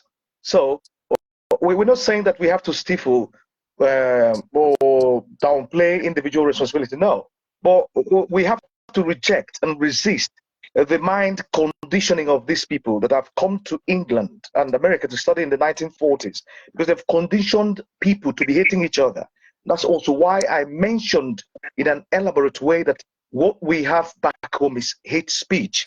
People will condition you to be hating without evidence in law, without abuse of human rights, without evidence in law. So all of those things are affecting. Do you want to look at what is happening when an Indian PM, I just want you to see this, when a Japanese president or PM visits UK, and when a Nigerian president or a Congolese president visits UK. This also tells a lot about the kind of responsibility we're taking back home. That's also affecting individuals outside their borders, outside their shores in the diaspora. Because people will always judge you based on the representation you give to yourself. We do understand and we do acknowledge the interference of the, let's say what we call, it can be debatable, interference of the Western world, especially whenever we want to elect our leaders. But then, what we cannot deny is that Donald Trump or Keir Starmer is not telling our leaders to be stealing money. Donald Trump and Keir Starmer is not telling them, when America gives you aid, steal it, store it in your house, dig a safe in your compound, and bury all the money. So we need to, when we look at, I always talk about, religion has never told us not to walk or not to do anything. It's just about interpretation. When someone interprets religion in such a way that you see religion as, okay, something that will solve all the problem. No, there's always going to be an interplay between religion, a dynamic one, between religion and science and technology. A way to move society forward, they need each other. And there's always a way, even though some people have argued that it's parallel, it is parallel, but it is not parallel per se. They can always collaborate to push society forward, because religion needs science and technology. Science and technology needs religion, even though somebody might say otherwise. But if we delve into this deeper, we can get out some facts that will tell you that both need each other to collaborate. Just like the Westerners need Africa, and also Africa needs the Westerners to move on. We don't have to be blaming. We can learn from them and implement what we've learned from them in our society in a way that moves us forward. Look at the way we have taken responsibility in our leadership. When we complain about leadership, we have created something we call zoning. Let me ask you, gentlemen, have you ever seen any country like Sweden or Denmark or England or Scotland zoning their leadership, please? Is it not the same masters and PhD that we are earning here? What are we doing with this paper certificate that we cannot bring what we've learned, apart from what religion and what scientific evolution can do, to also ethically and morally tell ourselves the truth? If you go to America, look at how many Africans that are House of Rep members, that are members of Congress. Look at how many Africans that are members, MPs in the UK. How many people, how many individuals from the northern part of Nigeria is a senator or a House of Rep in the eastern part of, and how many people from the eastern part are House of Rep and senators in the western part? These are the things we've created. Nobody created it for us. So as long as democracy is concerned, democracy is a beautiful thing, although it has got its downside. But that doesn't mean that when you create something, when you have taken responsibility to create something that is haunting you, you'll be complaining and blaming others. You need to reflect. One of the skills that we're also lacking is self-reflection. I mentioned about this type of theory when we talked about prayers. Self-reflection. What can we improve? Why do I need to hate somebody? Why do I need to believe that somebody told me that somebody is this, and I have to hate the person without no evidence I already believed? But if we have the sense of curiosity, we can start asking the question of how and why. How did this happen? Why did this happen? But now we've tested different content, and we can see that all of those hate speeches are all lies. And then we can take what I'm advocating today is that we can take a new form of responsibility that will affect our society positively, especially going back to tell our people that politics is not just about bad people. Our brother Sam mentioned something good about good people keeping quiet. It's already all over the places. If good people will keep quiet, the bad people will always be leading us. How can somebody who cannot write an essay of 100 words become a chairman of local government? How can somebody who cannot write an essay of 100 words critically by himself without looking at AI will become a House of Rep in your country? Whose responsibility is it is? So when we start looking at this thing more critically and looking at it from the sense of learning, which we're learning also, and also what is most important for me that I'm giving this time is that I also want to see a form of action, not just about talking, because if we talk and talk and talk, we never make any action or put any action out there that will influence others or will motivate them to take. It will also be like a form of word without action. one thing individual responsibility could do is that we are taking a part of individual responsibility by making initiative, raising awareness. This is also a form of individual responsibility. But when we talk about the collective one that will address the systemic problem we have in a society, we need collectivity. We need collectiveness. We need something that we need to drop that word I. We need to embrace and welcome that word we, because whatever we're going to do is going to be about we. I don't even in our local, brothers. I always talk about change starting from local, because whichever change that doesn't start from local doesn't make any sense. Even in our local, brothers, we still have zoning for just somebody that we need is a one village. We still have zoning. So are we blaming others for our faults, or are we blaming ourselves? So today it's not late for us to start preaching love and telling the society the truth by telling them we don't need zoning. We need merit-based leadership, somebody who is qualified. We know them, and then we vote them, and we don't need to take money. When you take money from somebody, you cannot take money from somebody and still complain that the person is corrupt, because when you take money, it's like selling your conscience. That's why they're weaponizing poverty. That's the kind of responsibility our leaders are taking now. If they take all this responsibility by giving you money and then you accept the money, what change have you made? If our voting system is about voting for our brothers, once you don't accept to vote for your brothers or somebody who is related to you, then people will see you as an outlier, as an evil, because they don't even care whether your brother is qualified or not. What they want to see is somebody who is related to them. But if these people we're calling Western developed countries are doing this thing, how can we practice? How can they move forward like this? So we have a lot to learn. Thank you so much. Thank you very much. Sam, you already heard what Chiedozie said. So many of the things he said, and he's been referring to mistakes, the mistakes made by those who came here in the 50s, in the 60s, and on thereabout. How can we learn from these mistakes instead of dwelling on them? Yeah, well, the thing there is that when we even talk about people who made mistakes in the 50s, it seems like we are devoid of the same mistakes. I think we are even making the worst mistakes as the present. The thing, one thing about responsibilities is like it's like a shadow.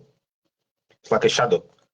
It follows you wherever you go, anywhere you're going. If you're the type that if you feel like, oh, I'm not going to take responsibilities in Nigeria, wherever you go, you are either forced to take that responsibilities for somebody else.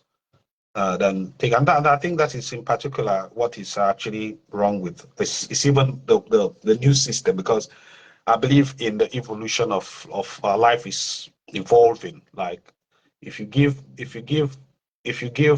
sow a seed, a certain seed, regardless if it's a good seed or a bad seed, it has the potentials of growing, whether positively or negatively. So the pattern that we have chosen ourselves to follow have actually starts, growing a different consensus amongst us. Like you can hear about people now thinking, oh, you see a black man walking in the midst of all white people, they feel like they are very opportune. They feel like they are exceptional. That's why they are working among, but it's not the case if it's a white man that works with the black people, and it brings this rhetorics about I'm the only black man, the first black man. It seems like it's some sort of trophy to be the first black man. It makes you compete even within yourself. It makes you feel like you need to be the first man from your own background to become noticed. And that is a very difficult situation as well that we need to actually look at. That when we refer to collaboration, and we also need to also identify what resources is. Resources, because it all depends on the context of what we are trying to refer as success. because you being successful and your environment is not, makes you live in live in a toxic environment, which will affect whatever success you are making, basically. So for us that now lives that if I would lie to myself, I would say that we have learned from the mistakes of the past. We haven't actually. It's even worse. It's even worse, and that is the part that is kind of, you know, engagement is very important. Like we engaging ourselves, not just talking to people like if we are the smart people and talking to the dumps. We being able to embed or absorb ourselves as part of this trance that is happening in our society, that we can educate ourselves to understand that this whatever happens, whatever is happening, is actually our makings, and it's not going to do us any good. And the point I was going to make is that it's some sort of a shadow. It builds up. It builds up. This is the reason why you will find somebody that traveled to Malaysia or India or China coming back to our community with I don't know, maybe a drug dealer or kind of anybody coming back with luxurious cars, and then they're being accorded with titles and references and all of that in the society, because we don't actually know what resources is. The resources is actually addressing the situation, addressing the problem, and being able to resolve problem and be successful in doing that. So for us, moving forward, I think we'll keep this engagement going. We have to keep engaging ourselves. Yeah. We have to keep conversation going. We have to keep involving more people and telling them that we can only succeed when majority of us succeeds. If majority of us does not succeed, whatever best we are, whatever we are only going to do it for somebody else. Whatever responsibility we are not willing to take from our homes, we will be forced to take it for somebody else. Like somebody becoming a doctor in America and being the best medical doctor in America, that responsibility you are inevitably taking it for somebody else. It's somebody else's responsibility to be Americans to be the best American doctors and Nigerians to be the best Nigerian doctors. But when you refuses to take that responsibility from your hometown and you move to America, you are going to whatever effort, whatever success you're making it for your host. It's your host that will take take the glory or the success itself. So well, there's more to this, but I don't. I think we are running out of time. But Yeah. Yeah. uh, Thank you very much. yeah. Mike, I want to ask you this, and then you can round off with this and give us your last on that. You earlier said that you could be in a plane and then the plane crashes, whether by whether by the fault of the pilot or whatever, and then the responsibility still lies on you. That was what you said, Mike, in your intro. Hello, Mike. Hello, Mike. Yeah, I'm here. Yeah. I was on Yeah, mute. I said in Yeah. your intro, you just gave a kind of an analogy in a situation where you are in an aeroplane and then it crashes, that the responsibility is still yours if you survived it. Mm-hmm.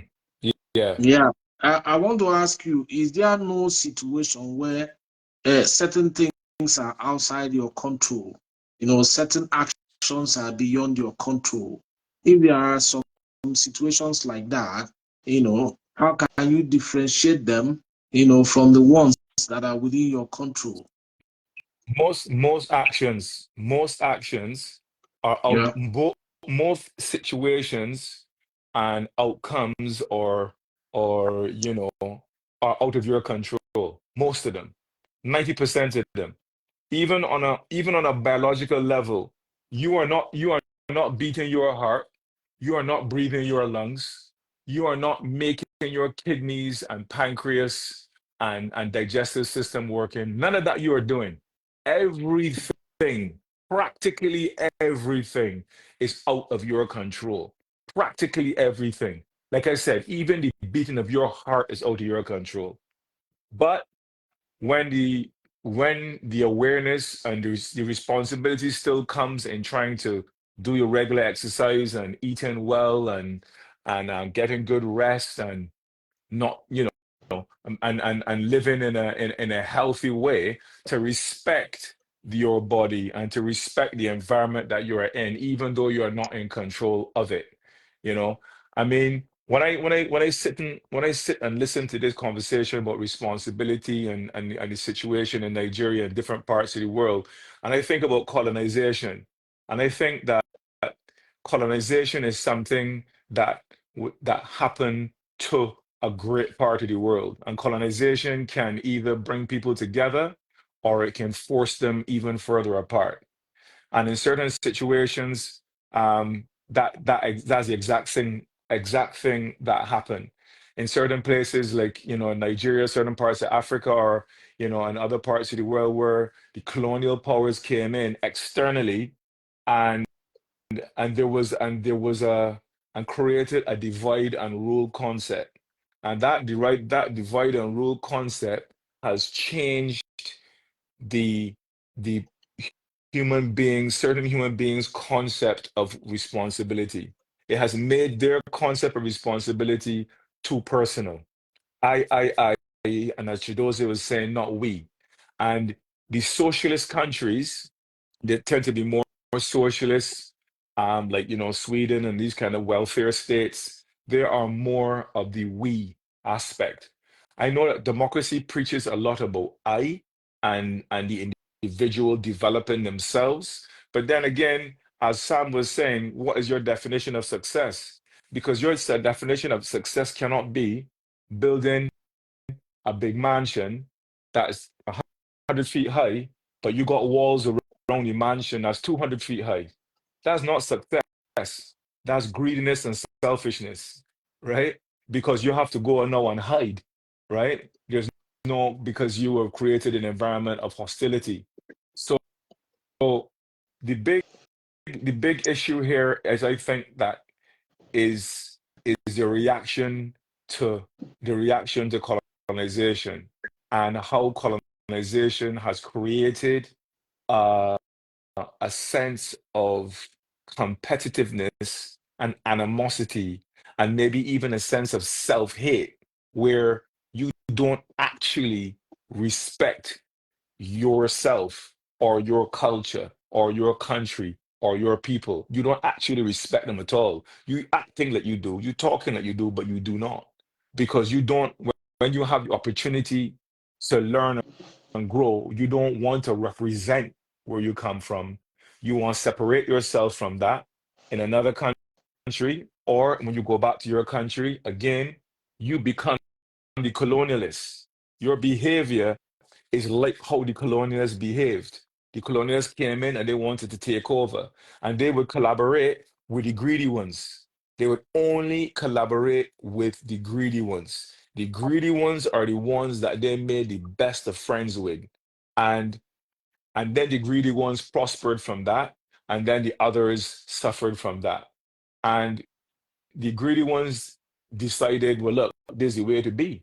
There's the way to be. I looking after me and my partner over there, maybe a couple of people over here, but not the collective, So that it seems that the whole colonial mentality has created a corruption and a toxicity in the identity of the actual individual, whether it's Nigerian or whatever country. And so the way that the individual looks at success or looks at himself or his culture is that I am siding with the side of rich, or the side of gain, or the side of getting, or the side of winning, not with the that whole that whole concept of on a rising tide all the ships rise. And so I think that is the the enemy of you know of progress culturally on ethnicity wise, because it separates the, and it has that sort of mentality of a colonialist. We're going to come in and I'm going to exploit, and those who I exploit, who have exploited, they learn how to exploit, and they get really good at exploiting because they were exploited, and now they're just basically reliving the whole exploitation concept over and over and over again in the form of dividing and dividing, and instead of kind of harmonizing. So that is sort of my end off to it, and that, so responsibility is a word that is easy to say, but to really fully grasp it and understand it, you have to have a level of love for yourself and your country in order to really assume responsibility. Because without that love and that respect and admiration and desire for harmony, that responsibility is going to be a selfish and self-centered existence. Thank you very much, Mike. Yes, brother. Thank you very much. Chedozie, I want to come to you now, so that by the time you do this, then you can wrap up. We make choices every day, and then these choices affect reality and circumstances of life. How would that, by extension, affect how we take responsibilities?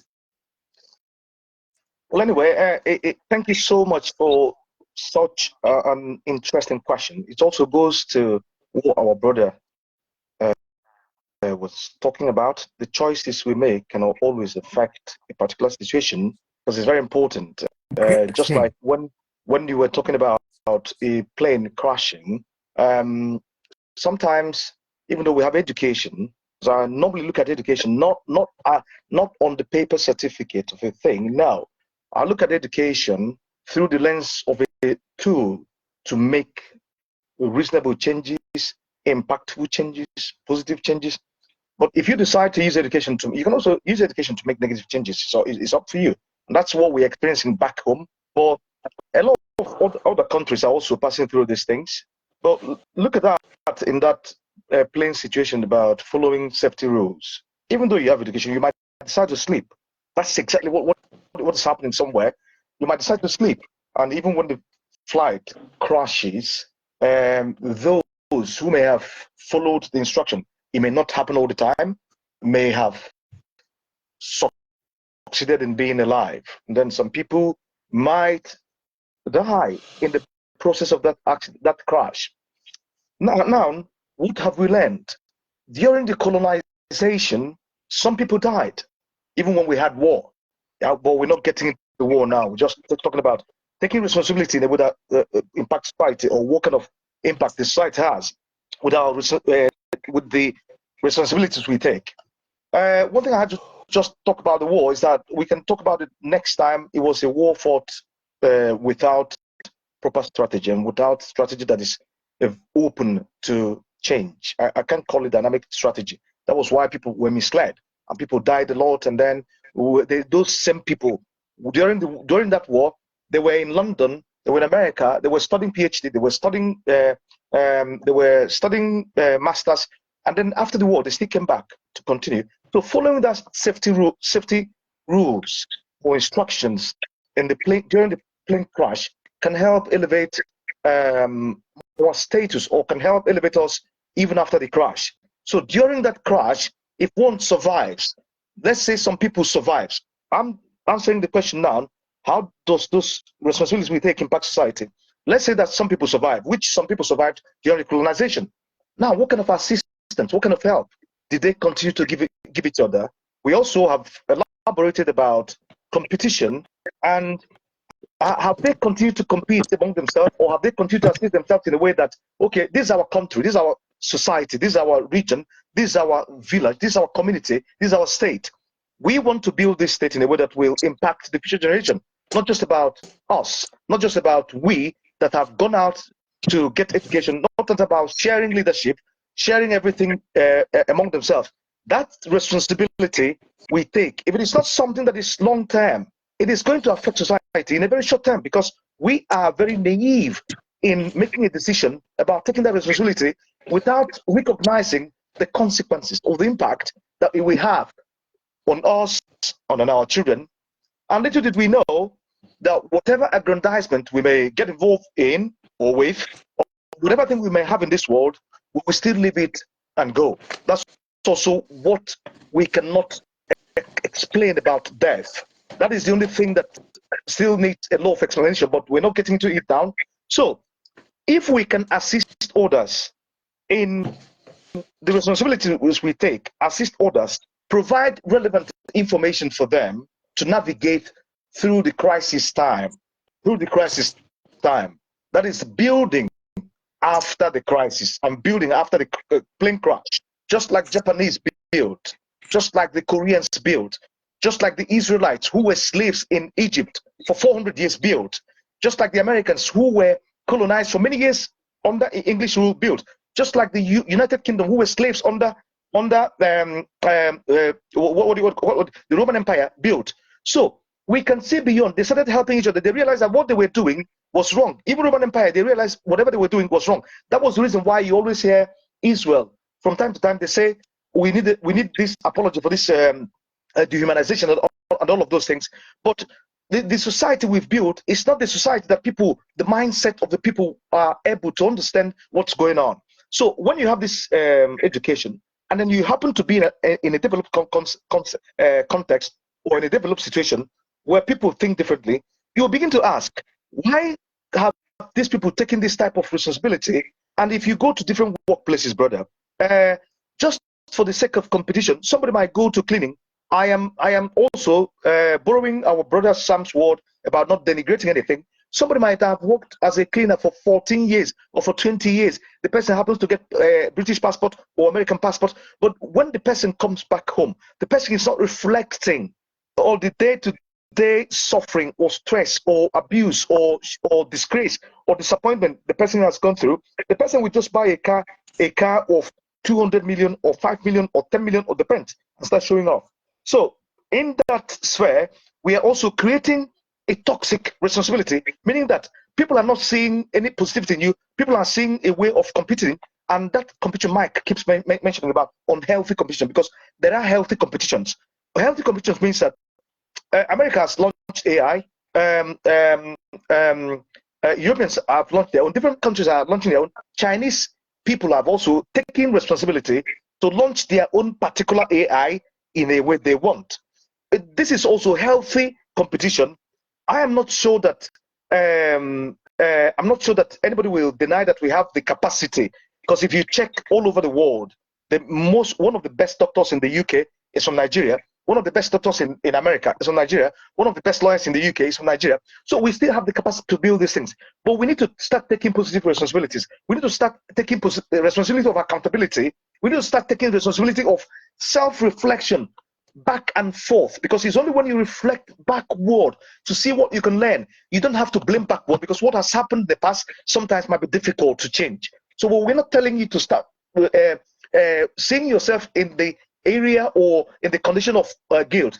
We have to resist being conditioned by people to do bad, because if we are conditioned by people to do bad, we will still fall into that category of people who are evil. And when we fall into their category, those people who have built this thing will be benefiting, not even you, because they will be using you as a tool. That's when our education is minimally diminished. So but if we can step up using the education we have, not the paper certificate, because with the kind of education we have, even a lawyer can work in different spheres, even an accountant can work in different spheres, even though it might not be the sphere, and still be creative using the educational tool. I'm not talking about working as an accountancy. Even though you don't find a job as an accountancy, you can still use education as a tool to create something formidable and something successful for yourself. That's the power of education. So if we are open, another thing is being open, not to be rigid. If we are open to take responsibilities in such a way, I think our future generations will say and love good words. They will eulogize us at our back. Thank you so much. And let's not forget the power of individual responsibility and then the dynamic interplay of combining individual responsibility and then collective responsibility. Thank you. Thank you very much. Thank you. Thank you. Sam, I come to you now, and then you give us your last, and we can wrap up proceedings. Chidozie talked about self-reflection, or rather self-awareness, sort of. How can one go about, do we acquire self-reflection, or how do you go about this critical part of living, of getting self-aware or being self-aware in all the things that are happening around us, and possibly in decision and choice making? Yeah, thank you. Anyways, just to wrap up. Anyways, I would say responsibility is like it's like a mirror. It's like a mirror that reflects who we are as a person, as a country or community. And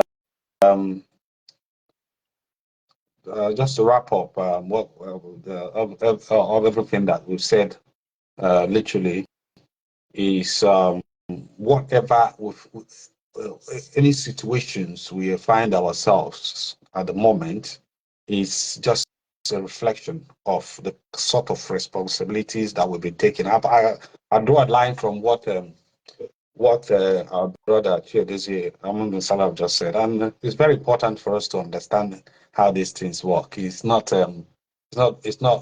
rocket science. It's just a feedback to whatever output, for whatever input we are giving to anything, like a value or whatever. Is the feedback is what we are enjoying. If it's good, it's a good feedback. If it's bad, it's bad feedback. I mean, like that when people indulge in the negative competition, which is one part of the things that is actually a segment of this sort of responsibility that makes you retrogress rather than progressing. And this is what we are having in our society, where you will find in a very local environment a man that builds a house that looks like the Buckingham Palace, where there is no road, and then and he's driving one of the best cars in the world. It's and some people, I don't want to mention names, but you see people, you know, plowing on convoys, like heavy convoys, and then in that society there's no electricity.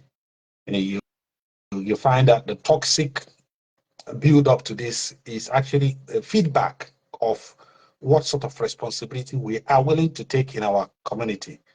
If we are willing to take responsibilities of not having electricity in our community, people will be coming back with the knowledge of how you can devise solar panels to lighten up a society. These are things that makes people proud of having traveled to the United Kingdom or having been this or being that.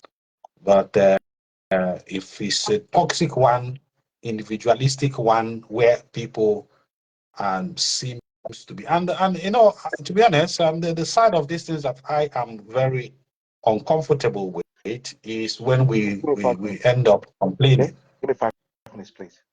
Yeah, when we end up complaining, as if there's some pointing hands, or is the colonial masters, is the slavery, is this, is the politicians, is this and that and that. But when we have the opportunity to devise these changes, we tend to sway away. We tend to look the other way around. We tend to look at the best cars to buy for ourselves, the best clothing to. I was reading a studies in America where it was expressing how a certain demography. I mean, African Americans are the most consuming part of luxury, like clothing and all of that. And this same demography is defined as the most poorest in the in America. So it depends. It's I don't know, the economists they call it as a scale of preference. What we actually prefer. We prefer to sit back and complain and point hands on everybody else Yeah. without taking the responsibilities and taking the blames and thinking Not do what can we do to make the changes that we deserve. So for us to do this, I think I was very I absorbed myself with with our community in the UK. I wanna make an example from what I'm trying to explain.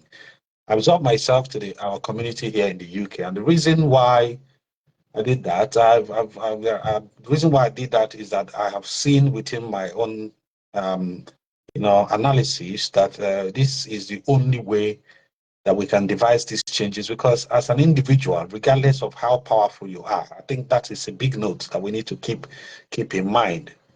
And that concept is what is actually affecting rather than progressing Yeah. us.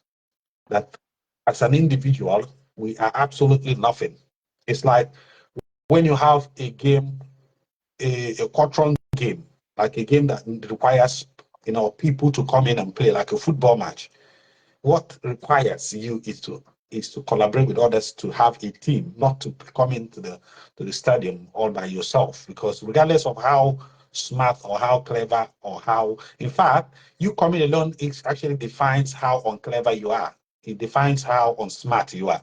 Because in a game, in a quadron game or in a multiple game, what you require is collaborating with others to bring others together. If you're coming to the game all by yourself, it shows it's actually a parameter, a definition or a yardstick to define that you're not smart enough. You're not even smart at all. So that I joined it, I was pulling my weight in that local communities because that I knew that the only way we can devise these changes that we are talking about is when we collaborate with others, regardless of their power, regardless of their status, regardless of their strength. Because I believe that every little input of strength builds up a team. And to make up a team, you need both the powerful and the weaklings. It's all about collaboration and teaming up together. So I'm encouraging everybody. That's my last comment. That in a game, that in a team game or in a football match, let me use that as an example. If you're coming to a football match all by yourself, it is actually showing how unclever you are, how unsmart, how unclever you are. So if you, as a doctor or as whatever you are thinking, whatever you are, think that you are the best of it. And I will not, I have nothing wrong, I have nothing against you being the smart or being the best of whatever you're doing. But that strength as a doctor is relying on the basics, the base of a doctorship that you can build around your own community. The base, because the game we are playing, the game at the moment, the game that is played in the world all over, is not a game of an individual. It's not you as an individual. It's community based. There is no society. There is no community. There is nobody. And I think that is it's part of the concept of William Lynch book that they used to demonize the black community and making them feeling like I want to be the best. I want to be the best of the black community. I want to be the best of this. I want to be the best of this, instead of we being the best. You want to be the best. And this is what actually interjected to what we are even seeing in our local communities, where people, even with our politicians, that they want to assume all the wealth to themselves. They want to assume everything to themselves. They want to have the best cars in the society. They want to have the best buildings in the society. It's just the same thing that that interchanges with every one of us as an individual, because every one of us want to have the best houses in the community, want to have the best cars in the community, want to have the best women in the community. And some of these things are natural. It happens naturally, but education helps us to balance this concept, to knowing that if I want the best and you want the best, the only way we can actually have this best is when we want to work together, we being able to digest this and balance it within you and myself. Otherwise, we will end up, consuming ourselves or swallowing ourselves, because what you want is what I want as well. So it's all about this education helping us to balance these things so that we can be able to have this same goal as a collective goal, that we are heading to the same direction. So having said all of that, I want to thank everybody. Thank I you want to very much. thank our brother Big Mike, your contributions in this program. In fact, at a certain point, I started thinking that, oh, this man may have probably been Nigeria or somehow a Nigerian, because some of the things that you say, is seemingly something from a person that I've lived so much in Nigeria, because it's quite resonating. Yeah, Yeah. but you see, And but that's why. and Yeah, for me, I was looking for the similarities, brother. And that's what I mean. Is Yeah. Yeah, there's always a similarity, maybe a yeah, glaring one. Yeah. And one of the things, sorry, Brother Sam, have you finished? yeah. I just want the last bit was just to thank you as well. Okay. Thank you very much, Omumbe Salah. It takes courage.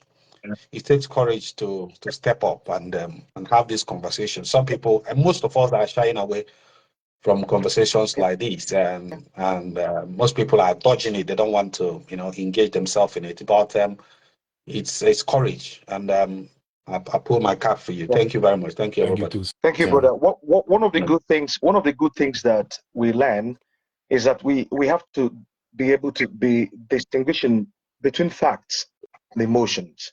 And normally, as we have all mentioned during the discussion, some people act more on emotions based on facts.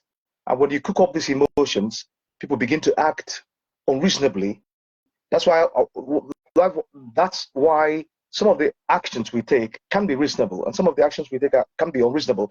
But you need to be able to have the curiosity mindset to ask questions because it's only when you start discussing things that you can make change. I have to be honest with you. So if we still get to a point, because now we have a country whereby if you don't belong to your particular society, it looks like you don't belong, or belonging to your particular society is number one, because if you belong to them, that's also very healthy.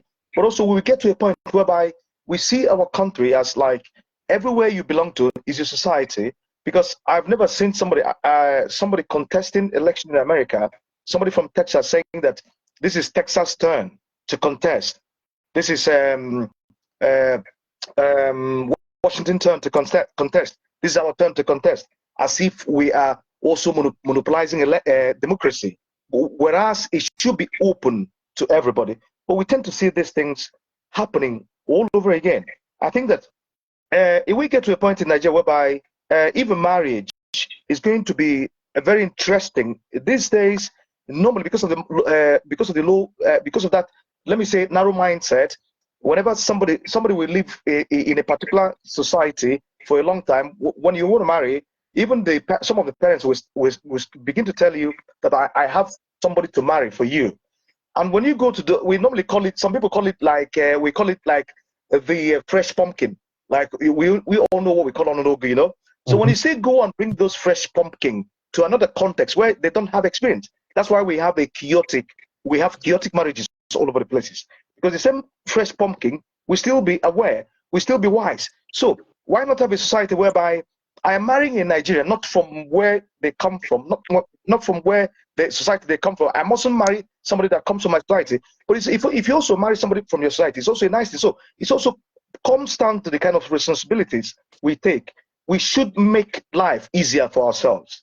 The moment we begin to see life as very easy and something that we're going to live, whether we want it or not, it will motivate, it will spur us into taking actions that can help the society better and can also help the coming generations.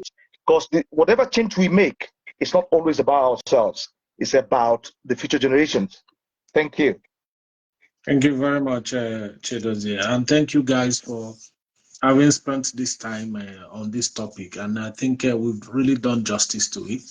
I have some takeaway from that. I want to say that one of the major things I learned from this is that almost everything that is happening around us are virtually out of our control. What matters is how you respond to it and how you take responsibility for the things that happen around you or the things that you're involved in, you know. And I also got to know that responsibility is a word that it is very, very easy for us to be talking about responsibility. But then acting out responsibility, you know, when it comes to the crunch, is when it is our time to act out responsibly and responsibility. You know, with that is the time we now find it difficult, you know, to show that we really are responsible people. Well, it's also important for us to know that self-awareness and self-reflection can help us to, you know, negotiate that curve and come to that point of really acting responsibly. Unhealthy relationship or unhealthy competition is one of those factors that that can, you know, wage a war against one acting responsibly. So these and more that I was able to put down here: blame game, collaboration, collective, individual responsibility, and openness. So these are some of my takeaway from today's discussion, and I really want to thank you guys for having you know, made out the time for us to have been able to extrapolate all these things for our audience to get to relate with them and be able to come to act responsibly. Like I said, the individual is the municipal part of the society. When you have a responsible man or woman or child, you have a responsible family. When you have a responsible family, you tend to have a responsible society. And it is at that point that there will be peace, and then, you know, people can go about living their lives, maximizing their potentials and being the best version of themselves. So thank you guys, and I hope our audience will also agree with us that we've been able to, you know, expand the bounds of knowledge and narrow the shadow of ignorance. Until we meet again next Sunday, I want to wish all of us the best of the coming week, and I do have a beautiful night rest tonight. Thank you. you, Thank Sando. you, Thank you, Yeah. Chidozie. Thank Thank you. you, Sam. All You the best. guys, All the best, you're welcome. Mike. All the Yeah, best, Sammy. yeah. Take care. Thank you very much, Be guys. Yeah, bye. Thank blessed. you. Yeah, Bye, guys. that's good. Yeah, take care. Bye. Thank you. Bye bye.